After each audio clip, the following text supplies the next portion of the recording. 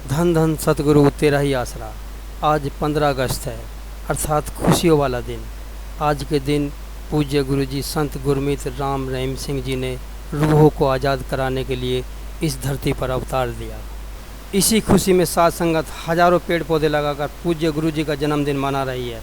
और महानगर गाजियाबाद की साध संगत ने 2 जगह पेड़ पौधे लगाने का प्रोग्राम बनाया है। पहला हिंडन नदी के किनारे रामचर्चा घर पर, और दूसरा नोएडा में सेक्टर 63 फॉरेस्ट विभाग की ज़मीन है, वहाँ पर भी साध संगत पौधे लगा रही है। तो आइए देखते हैं एक झलक।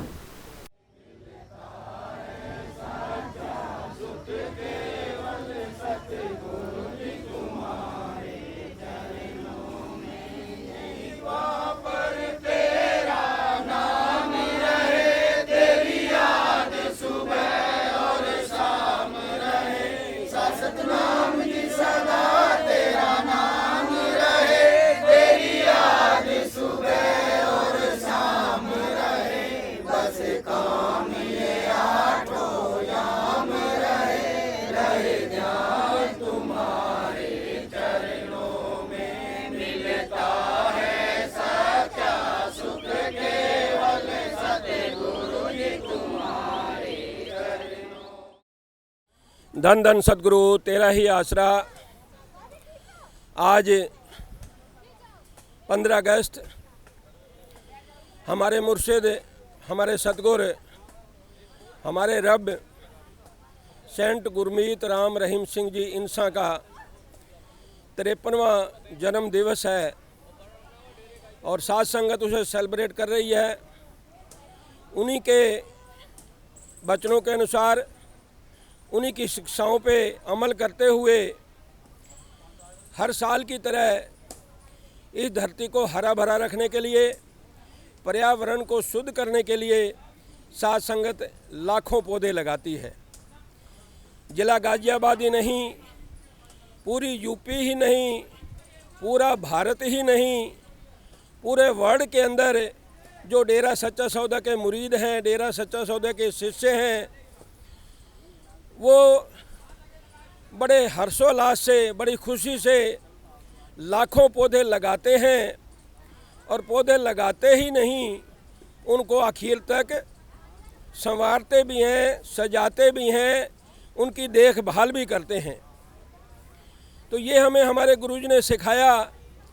और इसी तरह के 143 मानवता भलाई के कार्य, जैसे किसी गरीब का इलाज करा देना, किसी लड़की की गरीब की शादी करवा देना, किसी का मकान बनवा देना, फूड बैंक से हर महीने 1 महीने का राशन दे देना,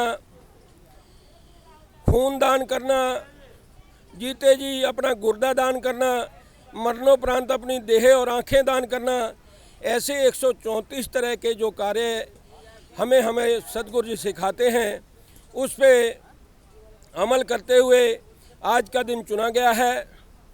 जिला गाजियाबाद की साध संगत आज 5000 पौधे सेक्टर 62 नोएडा में लगाए जा रहे हैं। और यहाँ नामचर्चा घर पे भी साहिबाबाद ब्लॉक, गाजियाबाद ब्लॉक, पूरे ज़िले की साध संगत यहाँ भी इस नामचर्चा घर को सजाने संवारने के लिए 61 पेड़ पौधे लगा रही है। आपके सामने पेड़ पौधे हैं, बड़े बड़े पेड़ पौधे हैं, इसमें फलों के भी हैं, दूसरे भी हैं। तो ये सब उनकी शिक्षा पे अमल करते हुए हम ये पौधे लगाते हैं। हिंडन रामचर्चा घर पर पौधे लगाने के बाद साध संगत सेक्टर 63 नोएडा पहुंची। और वहां पर जो फॉरेस्ट विभाग के अधिकारी थे, जो वहां के कर्मचारी थे, उन्हीं की दिशा निर्देश के अनुसार साध संगत ने वहां पर पौधे लगाए।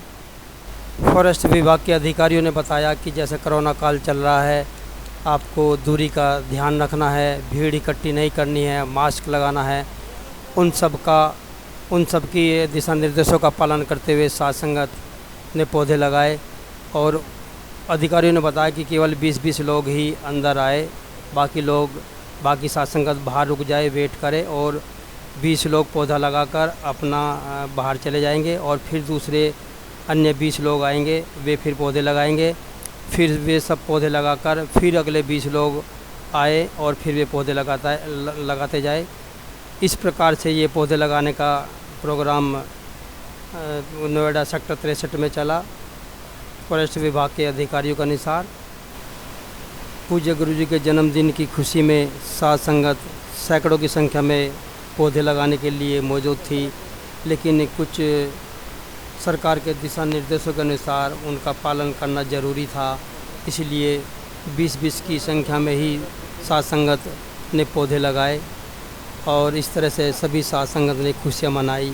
सेक्टर 63 के फॉरेस्ट विभाग की ज़मीन पर पौधे लगाकर पूज्य गुरु जी को सुनरिया धाम गए हुए लगभग 3 साल के आसपास हो गए हैं और इस बीच साध संगत हर साल की तरह पेड़ पौधे लगाते आई है। उनके जोश में ज़रा से भी कमी नज़र नहीं आई। हर साल इसी तरह से वे 15 अगस्त को पूज्य गुरु जी के जन्मदिन पर हज़ारों लाखों की तादाद में पौधे लगाती है और आने वाली पीढ़ियों को प्रदूषण से मुक्त, प्रदूषण से आज़ादी दिलाने के लिए पूज्य गुरु जी के आह्वान पर यह कार्य करती है।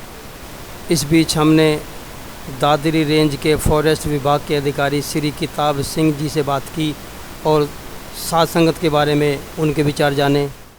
और यहाँ नोएडा सेक्टर 63 में ये पौधे लगा रही है संगत और हमारे साथ किताब सिंह जी है, तो आप उनसे भी जानना चाहेंगे इनके बारे में। तो सर बताइए, जो ये लोग पौधे लगा रहे हैं तो इनके बारे में आप कुछ दो शब्द कहें। हम आज 74वें स्वतंत्रता दिवस को मना रहे हैं और हम लोग आज के दिन जो वृक्षारोपण जो कार्यक्रम संगत द्वारा किया जा रहा है बहुत सराहनीय कार्य है। पर्यावरण के लिए संगत द्वारा इतना सहयोग किया है, उसके लिए संगत को बहुत बहुत धन्यवाद। और मैं विशेष तौर से माननीय श्री अतर सिंह जी को धन्यवाद दूंगा कि उनके द्वारा इस वृक्षारोपण के पुनीत कार्य में सहयोग किया गया है। और आए हुए सभी संगत वाले लोगों से मेरा ये निवेदन है कि वो देश के लिए, पर्यावरण के लिए ऐसे ही सतत तरीके से प्रयास करते रहें, जिससे कि देश का पर्यावरण अच्छा रहे। Thank you.